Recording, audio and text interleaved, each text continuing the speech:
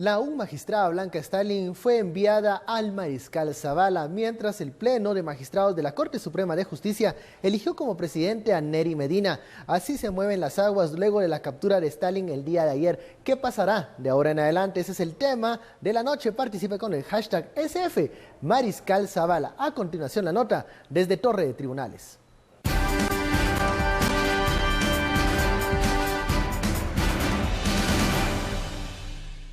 Al ingreso de la Torre de Tribunales, acusó de mentirosos a las autoridades de la policía, la CICIG y el Ministerio Público. Pues hay varias fotografías en las que aparece usted. Pero usted sabe que los montajes son muy fáciles de hacer, ¿verdad? ¿Usted no se disfrazó entonces? Ahí van a oír mi declaración. Durante el ingreso se le cuestionó sobre el arma que portaba. El arma, magistrado. Permiso. ¿Cómo llega esa arma a su poder, magistrado? ¿Dónde están las gradas?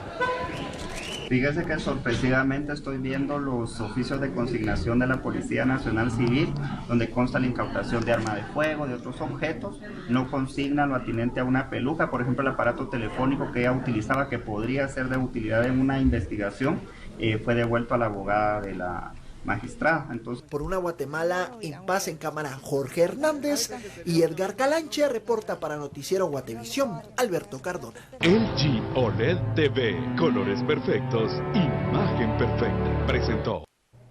Bienvenidos a Sin Filtro, noche de jueves. Seguimos con los detalles que se están conociendo luego de la captura de detención de la magistrada Blanca Stalin. ¿Qué pasó con la peluca? ¿Dónde está el arma de fuego?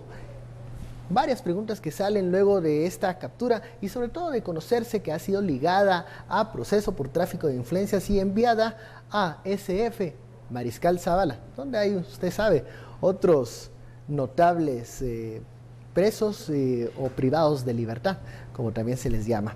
Bueno, ese es el tema de la noche. Damos la bienvenida a nuestros analistas, Fernando Espina y Daniel Giri. Muy buenas noches. Hola, buenas noches. ¿Qué tal? ¿Cómo estamos? Continuamos con las olas que ha desatado la captura de la magistrada Blanca Stalin.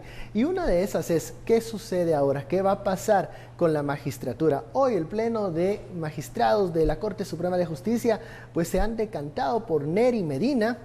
De forma unánime ya todos votaron a favor de este magistrado para que lidere y encabece el organismo judicial.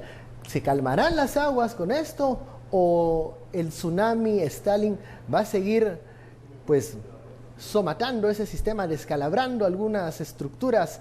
¿Y qué va a suceder con el resto de los magistrados y el resto de esa magistratura? Fernando.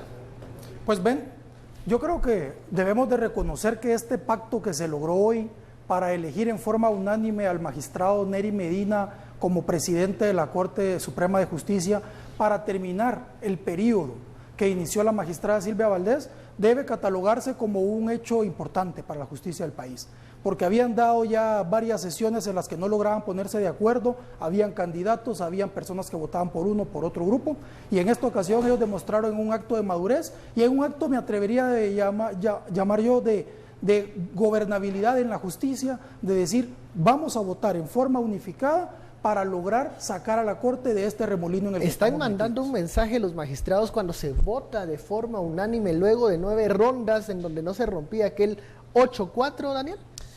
Creo que es la inversa. No son ellos los que están mandando mensajes, sino que son ellos los que han recibido finalmente el mensaje.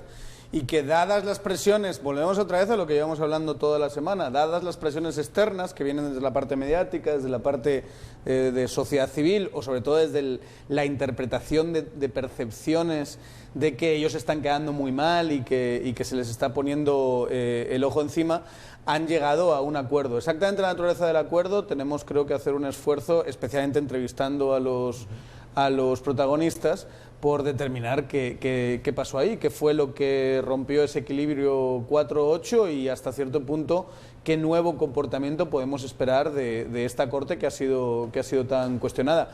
Pero no es tanto ellos mandando un mensaje a la ciudadanía, es, yo diría, el caso Stalin y lo que está pasando con el sistema de justicia mandándoles un mensaje de que tienen que actuar de una manera distinta. O sea, sí tuvo que ver el factor Stalin en esta nueva decisión. Tuvo mucho que ver. Pero también creo que coincido con Daniel en la parte que aquí lo que se vio es cómo ellos ya no son ajenos a la realidad nacional, ya no son ajenos a lo que demanda la población, ya no son ajenos a lo que dicen los medios de comunicación, ya no son ajenos, eso es lo que yo creo, que esa burbuja, eso que ellos antes, los magistrados o los políticos en general, se sentían como dioses y que podían hacer lo que se les daba la gana sin importar las consecuencias que eso tuviera, eso se rompió. Eso se rompió y lo podemos ver. Y aquí me parece a mí que hay un hecho que es importante destacar. Y ese hecho para mí es cómo la ciudadanía, la politización, que politización no es ser políticos, la politización es estar conscientes, estar interesados en lo que está pasando, ha cambiado. Y eso podemos ver un caso muy concreto. Lo que hizo el cambio en la Corte Suprema de Justicia fue una acción que un ciudadano interpuso.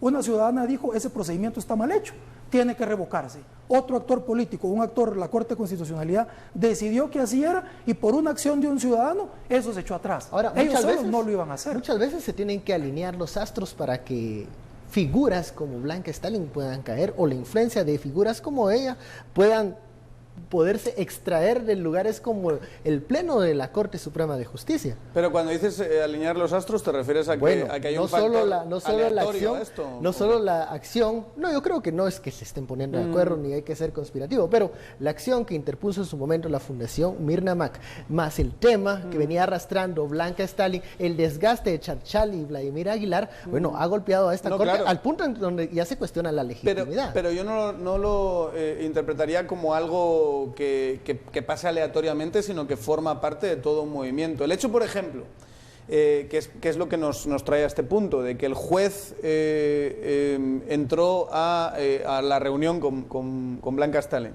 grabando la reunión y sabiendo que ese audio iba a tener impacto si es que ahí se decían cosas que podían perjudicar a la magistrada, creo que es parte de un fenómeno que hemos estado viviendo y que forma parte de lo que empezó en 2015, no hay que separarlo. El hecho de que haya...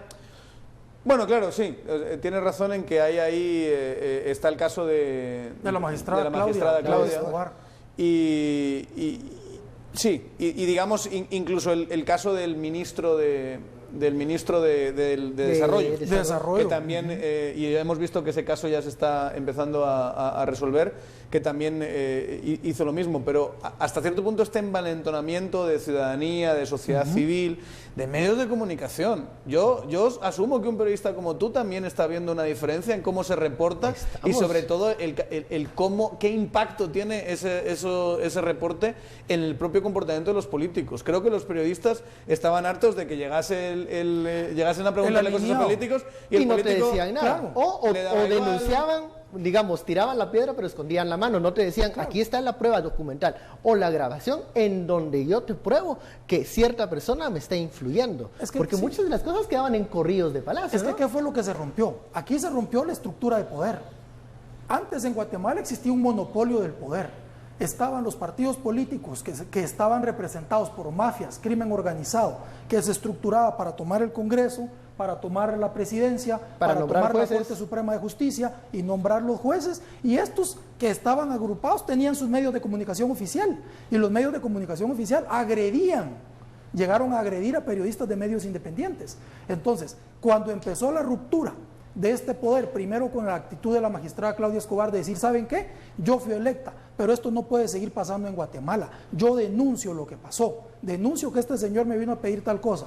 Luego vemos lo que pasó en 2015, vemos caer al presidente, a la vicepresidenta y un grupo de poder, y luego vemos cómo se hace la vinculación con ciertos medios de comunicación que decían, mire, estas personas han recibido financiamiento, han dado dinero para recibir financiamiento electoral ilícito, se han beneficiado de eso. Entonces, y han guardado silencio. Ha sido un rompimiento de la estructura en total. Eso es lo que a mí me resulta en este caso interesante. Y digamos, han salido muchas cosas a flote y nos hemos dado cuenta que lo que interpretamos como un monstruo, una especie de leviatán oscuro... Monstruo de 1000 cabezas, una vez lo calificó así el propio Otto Pérez. Pues de ahí cuando ves lo que sale es algo bastante más cómico y grotesco. O sea, lo que sale es es Blanca Stalin con peluca. Eso es lo que te encuentras. Es la forma de que se defiende el Esto es lo que te encuentras una vez que has escarbado y dicho, bueno, todo esto que pasa bajo cuerda, que pasa por debajo de la mesa, ¿qué es? Lo abres y te sale te sale el espectáculo grotesco. te sale Blanca Stalin con peluca. Grotesco y cínico, porque ellos estaban acostumbrados a tener el poder absoluto. Entonces no sentían miedo, había una impunidad grande, entonces ellos no tenían miedo de rendir cuentas, no tenían miedo de ir a tribunales. Y eso, Fernando, esos cinismos los agarra descolocados. Exactamente, entonces ¿a qué es lo que yo voy? Nosotros ahorita podemos comentar en este momento que estamos viendo en los últimos 2 años ciertos actos importantes en el país, en los últimos 2 años, pero pensemos que el rompimiento de estas estructuras viene desde que se planteó que dijeron hay que hacer una CICIAX, y la CICIAX no funcionó, hay que hacer una CICIG, que tiene la CICIG 9 años haciendo leyes, creando una estructura con prueba legal, y error ha logrado creando una estructura legal y creando una capacidad en el Ministerio Público que está dando resultados. Digamos, no podemos pensar que la justicia ahora brota el suelo, ¿verdad? Ese es el germen, está clarísimo que todo ese trabajo no es por generación espontánea, se ha ido acumulando, pero hay que pensar que seguramente el pacto más perfecto de la estructura saqueadora del Estado fue el pacto de la Corte Suprema de Justicia de estos... Y el más eficiente, ¿cómo se realizó? No, impresionante, en nada de tiempo, y se pusieron de acuerdo en los nombres. Y yo creo que después de ese pacto cuasi perfecto es donde viene todo el tsunami. O sea, ahí es donde se desata. Bueno, vamos a la primera pausa de la noche, la etiqueta SF Mariscal Zavala, en donde están, bueno, todo el Club VIP reunido en este momento. Vamos a una pausa, volvemos, esperamos siempre sus comentarios y opiniones. Luego del corte.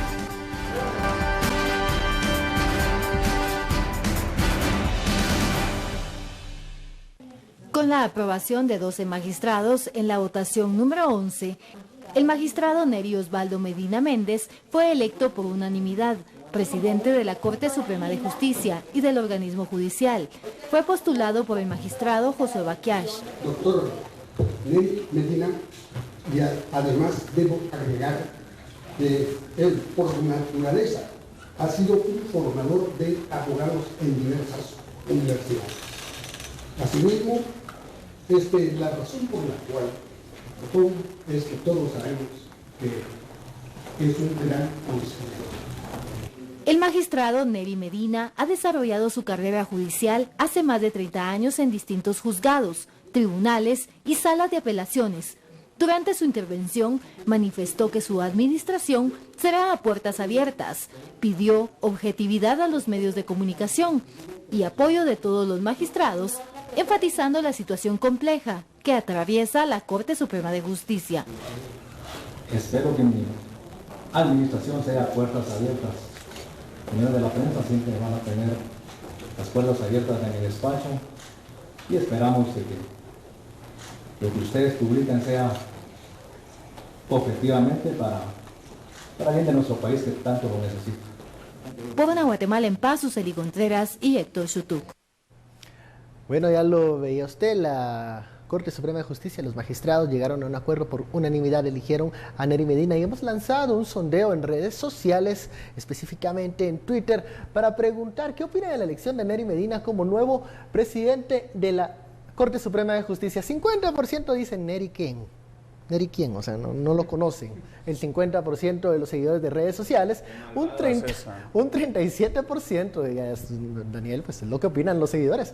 El 37% dice que es lamentable la elección de Neri Medina y un 13% cree que, bueno, ve favorable en que finalmente la Corte Suprema de Justicia se haya puesto de acuerdo con un magistrado y por unanimidad hayan elegido ya presidente.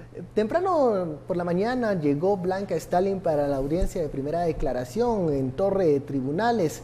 Ya luego de su primer día cautiva, estas fueron las declaraciones de la magistrada. ¿Vas a volverse colaboradora eficaz, magistrada? Ya lo oirán ustedes despacito, ¿verdad? ¿Considera Ahorita usted que sería una buena opción?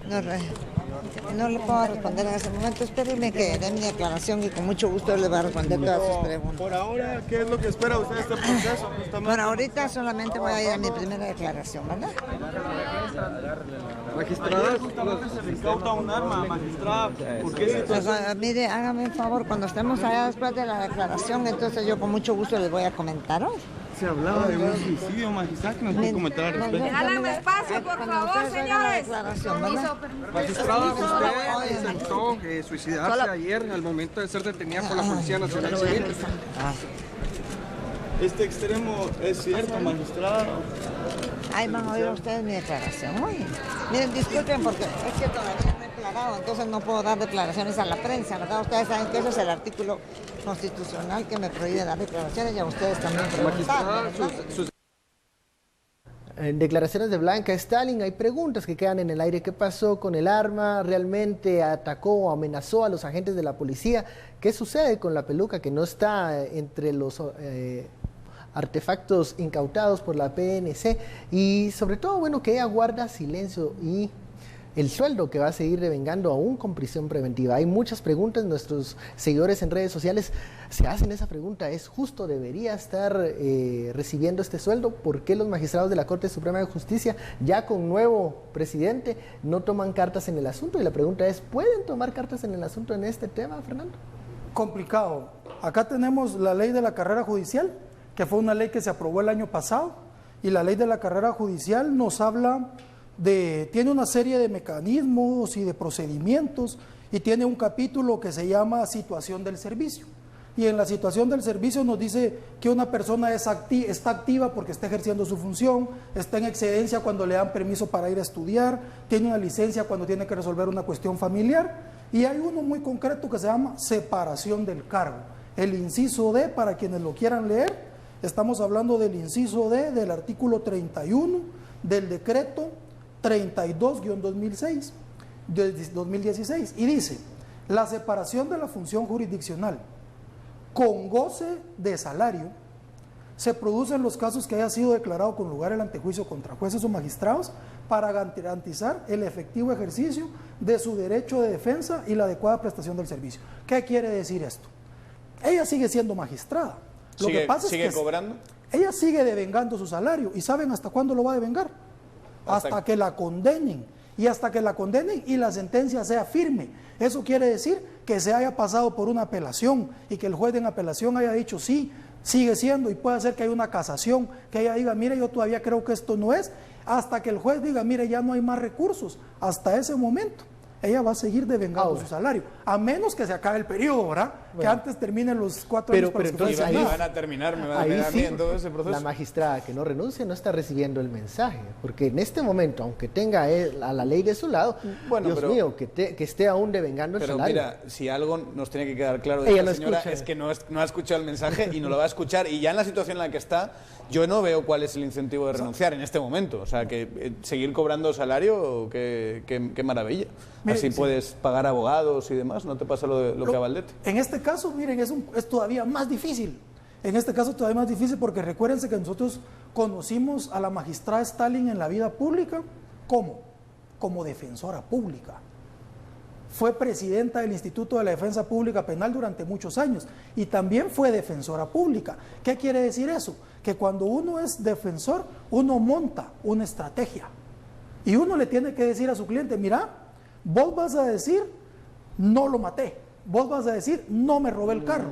Y eso lo tenés que decir cada vez que te parezca ante el juez, cada vez que te lo pregunten. Si ella le decía eso a sus clientes, o si ella manejaba ese tipo de estrategias, ¿cómo vamos a pensar ahora, que no lo está aplicando para ella misma? Ella está siguiendo un guión. Pero ¿cómo se defiende en ese guión una estrategia en donde yo siento las cosas le han salido mal? Comenzando por esa captura peliculesca, estilo Hollywood. ¿De qué película? ¿En qué película has visto tú semejante espectáculo? Sé, en una comedia involuntaria, tal vez. Es peor. ¿En dónde está el policía? Parte 2:30, una cosa así, parecía esto. ¿Qué sucede con esa estrategia, ese guión? O sea, ¿cómo puede ahora Blanca Stalin denunciar cooptación de justicia, denunciar una persecución política cuando huyó disfrazada, huyó portando un arma de fuego? Eso es difícil. Por cierto, si el Ministerio Público, ¿qué es lo que debería hacer? Agarra el reporte policial y faltan cosas. Digamos, llega a la conclusión de que había una amenaza a la policía. Yo entiendo que no disparó, pero que sí apuntó con el arma a los policías. Eso es otro caso, ¿no? Exactamente. Y es otro antejuicio, entiendo yo. No, digamos que en este caso es diferente, porque ella ya le habían quitado el antejuicio por un proceso. Entonces ella, en el momento que estaba armada, habrá que ver si el arma está registrada y si amenazó, entonces ese es un juicio en su contra en flagrancia. Y ahí, por eso es que ella, después de presentar una declaración ante el juez de mayor riesgo, pendiente, va a una audiencia con un juez de paz para estos otros delitos, porque son dos cosas completamente diferentes. Pero no hay un proceso de antejuicio distinto, o sea, no se diferencian los antejuicios al parecer no, porque la audiencia está próxima a iniciar, el juzgado de paz la va a escuchar. Lo que yo tengo entendido es que en ese momento se está hablando más, pero se está hablando también más de faltas que de delitos en este momento en el juzgado de paz, en esta audiencia que tiene. Pero amenazar a la policía con un arma es una falta, no es un delito. Así lo están tomando algunos reportes que nosotros escuchamos, pero habrá que ver qué es lo que ella va a declarar en esa audiencia. Es lo que nosotros tenemos que ver y en la forma en la que ella se va a defender. Mira, por ejemplo, según la ley de armas y municiones, portar un arma sin licencia es causa suficiente para que seas detenido. En ese caso no hay prisión preventiva, no hay medida sustitutiva, tenés que ir directamente a la cárcel. Entonces habrá que ver qué es lo que van a decir, habrá que ver si ella cargaba una licencia de portación de arma, habrá que ver si esa arma estaba registrada, si es un arma sin registro, si luego en pruebas con el INASIF se demuestra que hay otras personas que usaron o que hay delitos que estén vinculados. Esto puede dar para mucho más. Entonces habrá que ver primero qué es lo que está presentando, y no dudo que ahí esté preparando una estrategia también la FESI para ver cómo puede llevarse por este otro caso. Pero fíjate, antes estabas hablando de la estrategia de Blanca Stalin.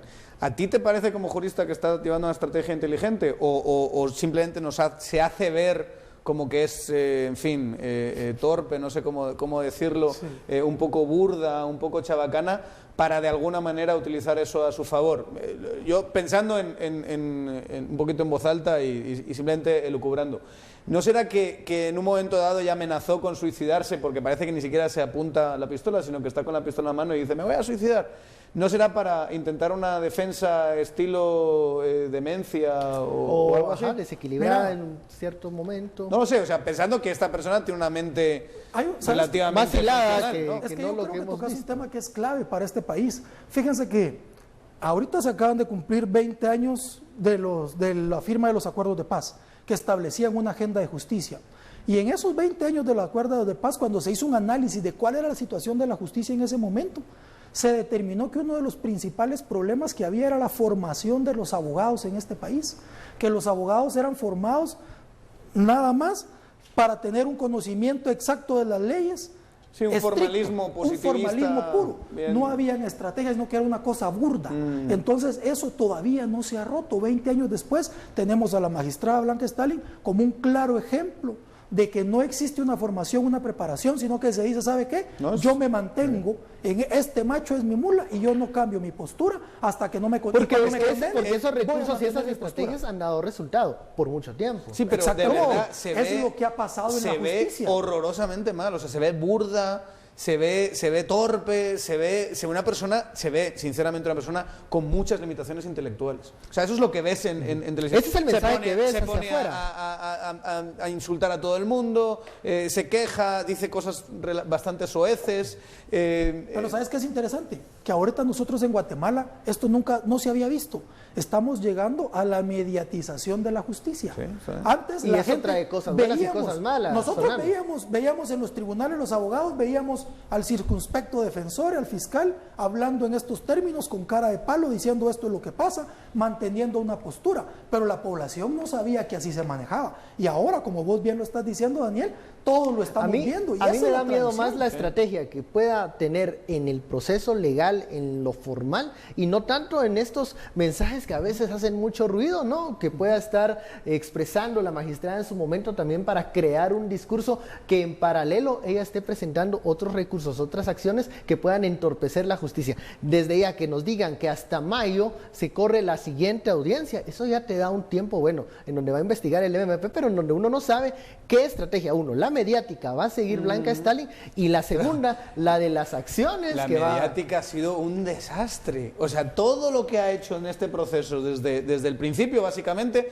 porque a mí no se me olvida, la primera vez que yo personalmente escuché el nombre de Blanca Stalin en los medios con mucha regularidad fue cuando sale el audio de Mendizábal. De Mendizábal, no sé si se del bufete de impunidad. Y habla de no, te vamos a ayudar y hemos hablado con Blanca Stalin. Ahora, entonces ahí es donde el nombre Blanca Stalin, para mí por lo menos, se convierte en pero más Daniel, público. bueno, está bien, puede ser una estrategia burda, pero en este momento a muchos los tiene platicando el tema de la peluca y no del tráfico de influencias. Y no del tema no me digas que lo de la peluca fue es llamativo, es muy llamativo, pero, te digo que fue una estrategia pensada. No sé, pero la puede aprovechar para por lo menos otros temas más importantes que pasen a segundo plano. Hay que tomar en cuenta también que estas personas, miren, yo identifico... Esto va para una tesis. Bueno, sí.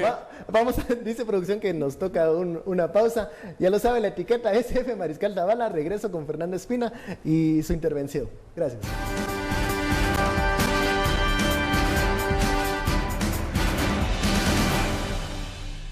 Regresamos a Sin Filtro, la etiqueta SF Mariscal Zavala, donde fue enviada la magistrada Blanca Stalin. Y bueno, hoy por la mañana, ya en la audiencia primera declaración con el juez Adrián, pues se ligó a proceso a Stalin, y esta fue la forma como él anunció, el juez Adrián, su decisión. Escuchemos. Con mucha pena líquida, quiero mucho usar como la aprecio, pero tengo que dictar el auto de prisión que y se va, bueno, el preso ya está en Mariscal Zavala, la juez o juez de turno anoche le dio el ingreso. Infortunadamente no se pudo escuchar ayer porque la papelería no vino, no vino. A las 3:30 se cierran aquí las funciones, igual juzgado de turno. A ver, porque se escucha un poco el audio ambiente, vamos a pedirle a la producción que nuevamente nos presente este audio del juez Adrián, como él anuncia su decisión de ligar a proceso a la magistrada Blanca Stalin. Con mucha pena líquida, quiero mucho usar como la aprecio, pero tengo que dictar el auto de prisión que y se va, bueno, el preso ya está en Mariscal Zavala, la juez o juez de turno anoche le dio el ingreso. Infortunadamente no se pudo escuchar ayer porque la papelería no vino, no vino. A las 3:30 se cierran aquí las funciones, igual juzgado de turno. Bueno, tú has pedido la segunda vez porque no porque nos escuchas, porque no te creías que había dicho lo que ha dicho el juez. Le diga a una magistrada detenida con mucha pena, yo la aprecio mucho. Usted sabe que yo la aprecio mucho. Pero la voy a tener que ligar a proceso. Eso es ilegal, porque un juez no tiene que ser imparcial. El juez, cuando está en el momento de resolver un caso, no podría tener, en este caso, un sentimiento, un agrado, un desagrado hacia una persona. El juez tiene que conocer los hechos y sobre los hechos que conoce, imponer la ley. En el momento que él manifiesta esta situación que le tiene, ahí podemos decirlo. Si eso fuera contrario, si hubiera una parte ahí contraria, podría decir, ¿sabe qué? Este juez hay que recusarlo porque está externando una posición al decir, usted sabe que yo la aprecio. O sea, el juez no puede hacer ese tipo de cosas. El juez no es un padre de familia, no es un consejero, es una persona que imparte justicia. Tiene que, hay que tener cierta dignidad en el cargo, ¿no? O sea, tienes que saber comportarte. Y una vez más, hablando de lo mediatizado, de lo mediático, ¿cómo se le ocurre con periodistas delante decir viendo eso? Todo. Es impresionante, o sea, que aunque lo piense, aunque la conozca, aunque haya una relación, que guarde las formas y no le diga, yo la aprecio mucho, yo la quiero, qué pena, pero la tengo que procesar. Ayer, por ejemplo, pena, ¿por qué? Frente a la jueza Carol Patricia, Blanca Stalin le recuerda, mire, yo sigo siendo magistrada. Es que yo estoy acá, pero yo sigo siendo magistrada. Miren, es que no olvidemos que ella es una figura de poder. Ella es una figura de poder y una figura que ha estado presente en la justicia en Guatemala. Entonces, y más si hablamos de la red que hemos discutido tanto en este programa, la estructura criminal que coopta la justicia y que lleva jueces y magistrados y que algunos han estado nombrados por ese mismo procedimiento, por la vinculación con ciertos grupos que conocemos. Estos jueces o muchos de ellos pueden estar de alguna forma vinculados o ser parte de los mismos grupos y la ven ahí como la gran articuladora. En este caso está pidiéndole perdón básicamente por hacer su trabajo, por ligarla a proceso, que es lo que tenía que hacer. Tal vez le tiene miedo al reloj de arena, que las cosas se volteen y vuelva Blanca Stalin a tener una posición de poder. pienso en el reloj de arena y ahora solo me viene la peluca. Yo Miedo. no veo que se vaya a dar la vuelta de ninguna Miedo es una manera. palabra que en Guatemala solo conocíamos los ciudadanos descalzos.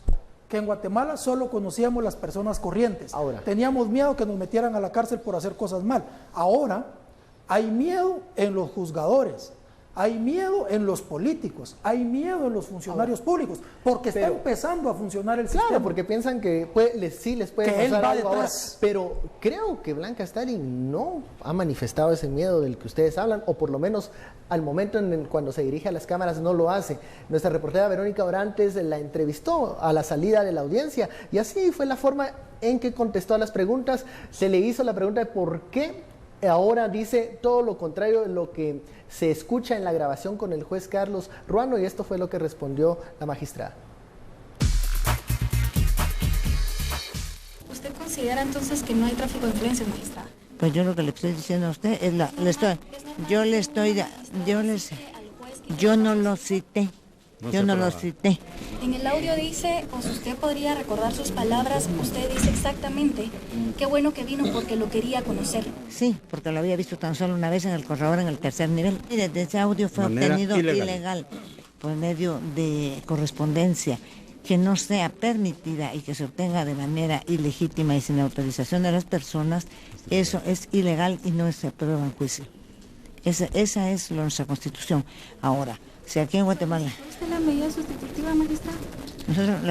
Mire, yo lo que le voy a decir es simplemente... ¿No fue en esa reunión? No. Aún así en el audio se escucha. No la solicité. Magistrada, ¿por qué tantas contradicciones cuando en el audio se escucha?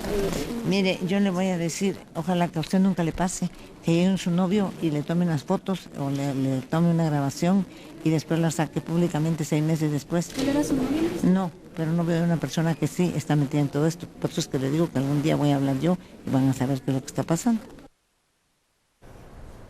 Dios mío. El suspenso. Blanca algún día Stalin voy a hablar. Yo manejo información. Le saca el reloj de arena. ¿A quién le recuerda eso? ¿A quién le recuerda eso? ¿Qué decía Otto Pérez? ¿Qué decía Valdetti? ¿Qué ha dicho Bonilla, López Bonilla? Si yo dijera lo que sé, ¿pero por qué no hablan? Muchos caerían. ¿Pero por qué no hablan? Bueno, pero ¿a quién le está diciendo eso? Es una amenaza no dirigida a la población, está dirigida a ciertas personas que están viendo y están más involucradas con el sistema, están viendo en la tele y están diciendo, uy, cómo empieza a hablar esta, y sigue siendo la que nos sacan. Pero realmente volvemos otra vez a lo que estábamos hablando antes. Cero argumentación, negando lo que es clarísimamente evidente. Ya el secretario lo confirmó que fue ella la que pidió la cita en el audio. Claro, si lo que va a atacar es la validez del audio, entonces, bueno, pues a lo mejor se le cae el caso a Didic, pero por una cuestión de procedimiento. Los que hemos escuchado el audio, creo que podemos decir que claramente está aprovechando su situación de poder para influir en el juez Ruano. ¿Y sabes qué hizo? Fue a la citación en el Congreso.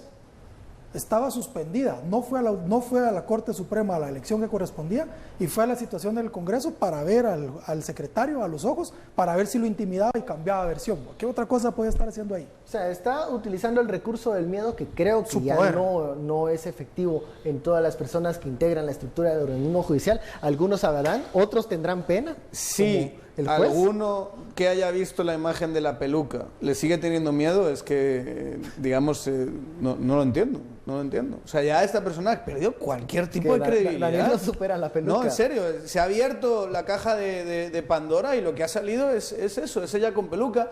O lo que tuvimos aquí, que fue el rey del tenis, el famoso López Bellatoro. Cuando uno piensa toda la construcción narrativa sobre el personaje y sobre el poder, y casi pensabas que era Metternich mezclado con Maquiavelo, mezclado con que era un hacedor de reyes. Es una cosa espectacular, y lo que te encontraste pues es un alcalde de pueblo amistoso y con debilidad por la buena vida. O sea, es lo que estamos viendo tradicionalmente ha sido la política y es lo que estamos viendo con la magistrada. Pero es genial verlo vivo en directo. Sí, es que se ponga luz sobre lo que pensábamos que era un monstruo en las sombras, y lo que se vea es esta clase de espectáculo. Entonces a mí me da cierta esperanza de que esto se puede ganar. La luz está sobre Blanca Stalin. ¿Cómo ves a Blanca Stalin? Ya no es la gran jurista que que pensabas en algún momento. No, bueno. Es una señora que hace bullying, eso es lo que yo veo. Sí, y claro. así responde ejerce poder. a los cuestionamientos. Eso es. Bueno, y a alguien al que el poder se le está yendo completamente de las manos. O sea, que está en un proceso de desesperación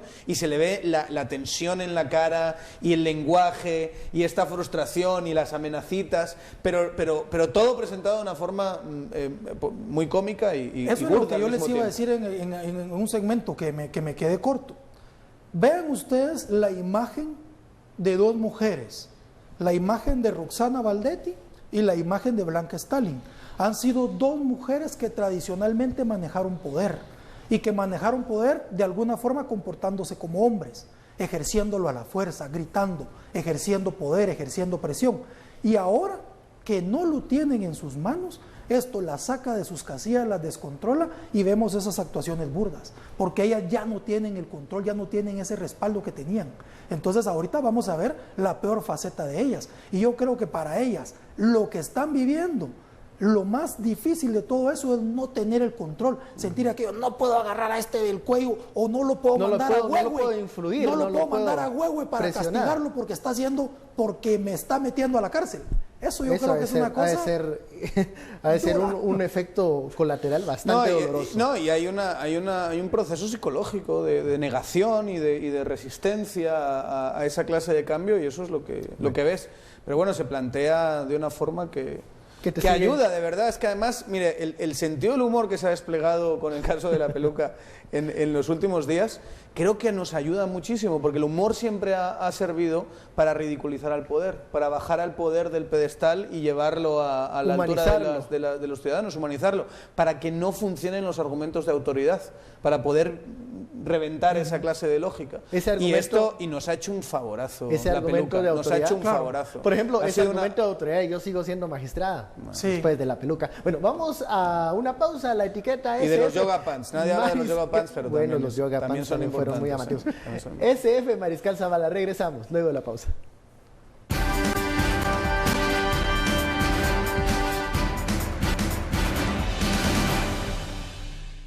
Regresamos a Sin Filtro, vamos directamente a la torre de tribunales con nuestra compañera Verónica Orantes, que se encuentra en ese lugar. ¿Qué sucede? Ya llegó la magistrada Blanca Stalin, se espera una audiencia. Verónica, ¿qué está pasando y cómo es el ambiente en la torre de tribunales en espera de la magistrada? Adelante, Verónica. Nosotros continuamos a la espera de que venga la magistrada Blanca Stalin. Hasta el momento se sabe que estaba citada a las 10 de la noche para que fuera la audiencia en el juzgado de paz, pero no ha sido hasta el momento trasladada por el sistema penitenciario. Hemos visto hace unos instantes ingresar a la abogada de la defensa, pero hasta el momento ella no sabe tampoco del por qué la magistrada aún no se encuentra acá presente. Hay más audiencias programadas en el juzgado de paz, las que se podrían estar llevando a cabo en lo que la magistrada viene. El juez también indicó que estaban a la espera a las 10, pero hasta el momento vemos la hora, pasan los minutos y aún la magistrada no ha sido trasladada. Así que nosotros estaremos siempre a la espera para saber qué pasará en esta audiencia, si se realizará hoy, ya que ella pues fue señalada de amenazar a los agentes de la Policía Nacional Civil al momento de su captura. Muchísimas gracias, Verónica. Era Verónica Orantes desde la torre de tribunales, en donde siguen en la espera de Blanca Stalin. Supuestamente va a llegar a una audiencia al juzgado de paz. Debe de llegar la magistrada por estas faltas, estos delitos que hablábamos antes del bloque. Verónica ha estado ahí durante toda esta jornada cubriendo las audiencias y las citaciones de la magistrada Stalin. Y bueno, mientras se aclara la situación de la magistrada Stalin, ya sabemos que hay un nuevo presidente de la Corte Suprema de Justicia. Retos para Nery Medina. Bueno, según los internautas, muchos de ellos no conocen el background o quién es el magistrado Medina. Tiene un reto importante. ¿Cuál es el reto del presidente del organismo judicial luego de ocupar el puesto o de tratar de mejorar lo que hizo Silvia Valdés? Mejorar lo que hizo Silvia Valdés yo creo que lo va a tener relativamente fácil y creo que él lo marca bien en sus declaraciones y ojalá siga en esa línea y es pensar en términos de transparencia.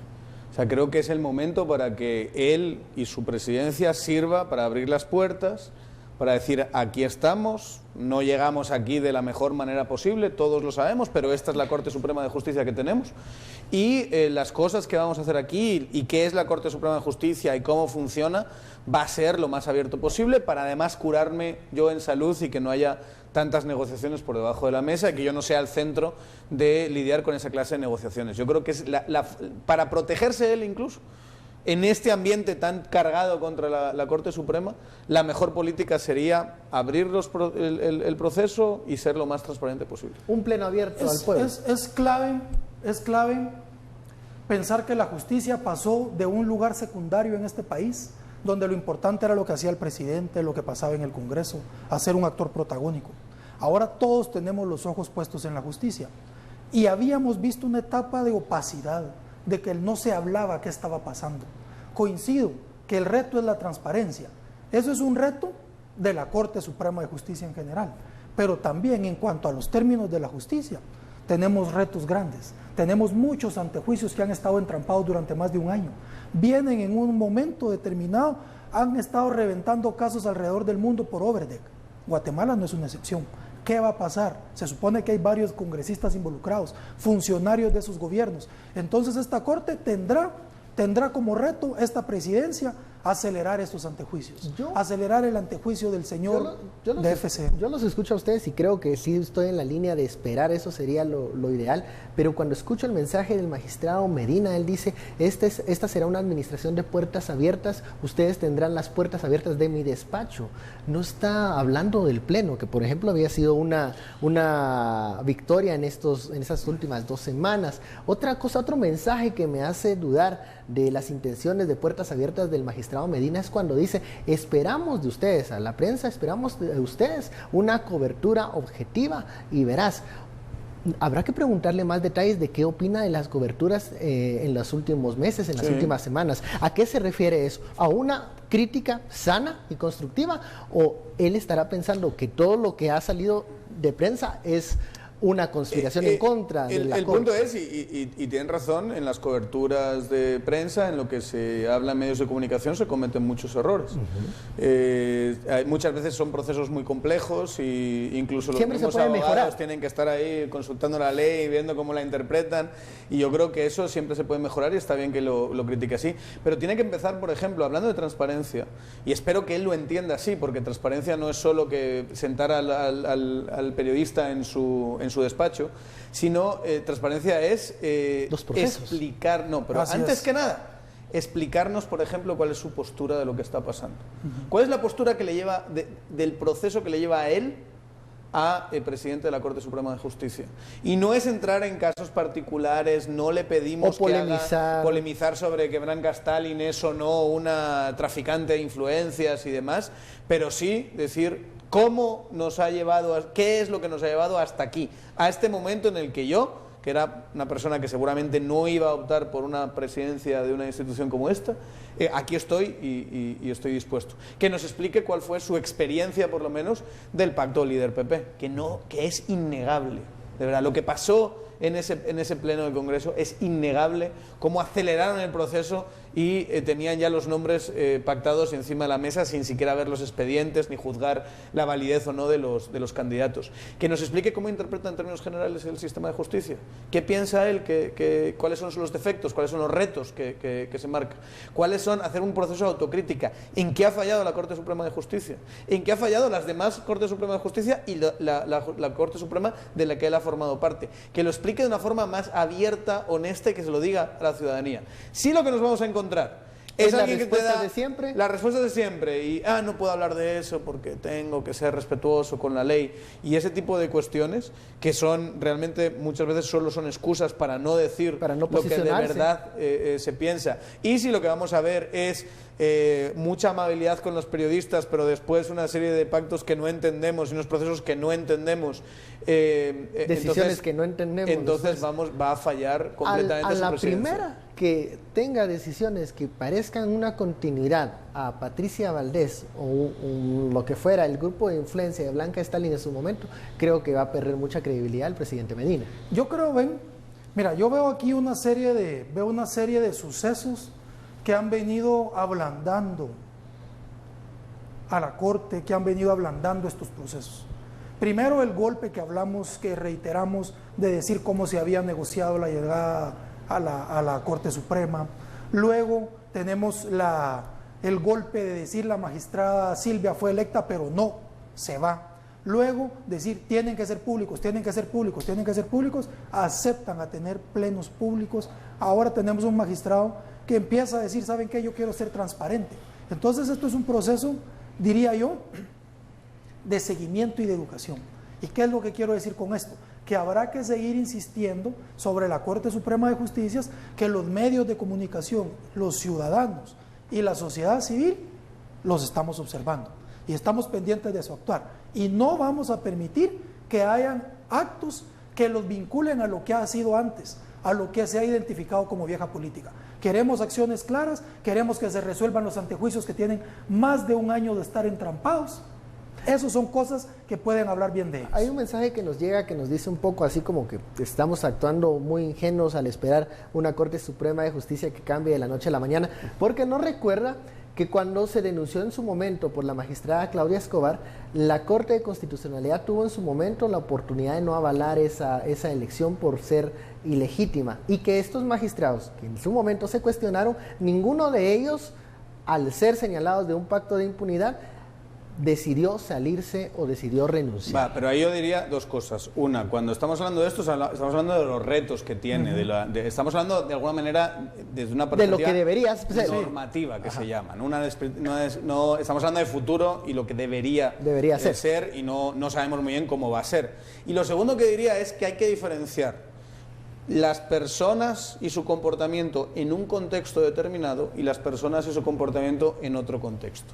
Entonces, dado el contexto que existía antes, ya vimos cómo se comportaron. La pregunta es, ¿se va a comportar esta Corte de una forma distinta después de estas durísimas... De estas ablandadas? Sí, le han dado con el mazo, como a la carne, ¿no? Eso, mazazos, se puede decir, o tsunami.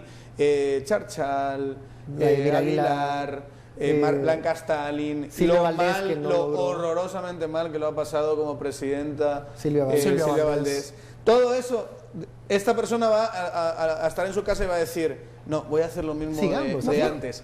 Esa es la pregunta que nos tenemos que hacer y eso es a lo que tenemos que aspirar, creo yo, a que el sistema encorsete el comportamiento de las personas y no solo que las personas sean buenísimas y sinceras y que actúen en su mejor, con su mejor intención. Ojalá las instituciones sean tan buenas que incluso funcionen con malas personas. Yo quiero decir dos cosas. Bueno, vamos brevemente, Fernando, para cerrar. La primera cosa es reiterar lo que dice Daniel, que la gente, las personas no cambian porque de adentro de su corazón les brota un buen deseo de ser buenos.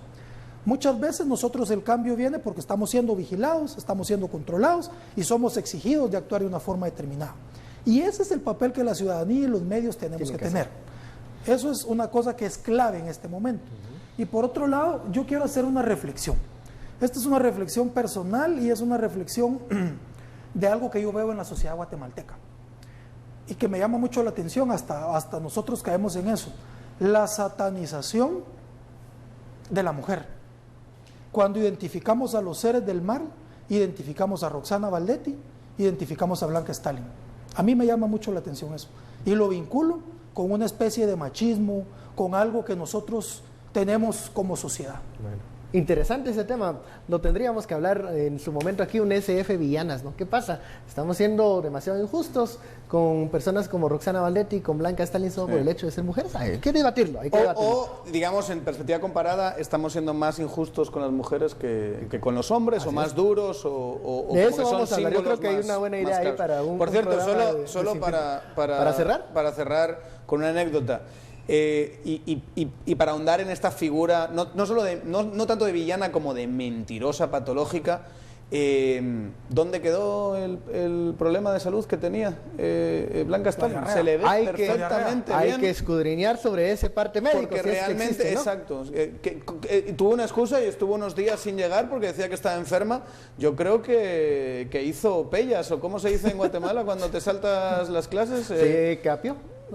Se capeó completamente. Se capeó. Bueno, hemos terminado. Muchísimas gracias, Daniel, Fernando, por este análisis. Usted, muchísimas gracias por su sintonía. No se vaya. Viene la recomendación del clima con Marisol Padilla. Feliz noche.